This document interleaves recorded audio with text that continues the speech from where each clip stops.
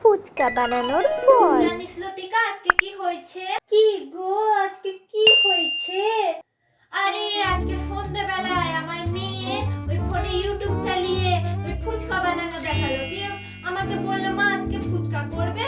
তাই বললাম যে ঠিক আছে তাহলে চ আজকে ফুচকা বানাই।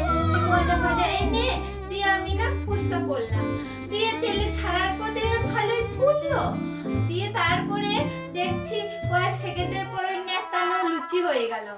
আমরণ দেখলে তো ইউটিউব থেকে ফুচকা বানাতে গেলে ওই নেতানো লুচি হয়ে যাবে। দিয়ে ওগুলো কি করলে? আর কি করব, ওই ফোনে ইউটিউবে দেখলাম যে সবাই ফুচকার ভিতরে আলু মাখা দিয়ে তেঁতুল জল দিয়ে খাচ্ছে, আর আমরা তো ওই নেতানো লুচি তো ফেলে দিতে পারি না বাপু। তো নেতানো লুচির ভিতরে আলু মাখা দিয়ে তাতে আবার টক জল ছিল, দিয়ে খেয়ে নিলাম।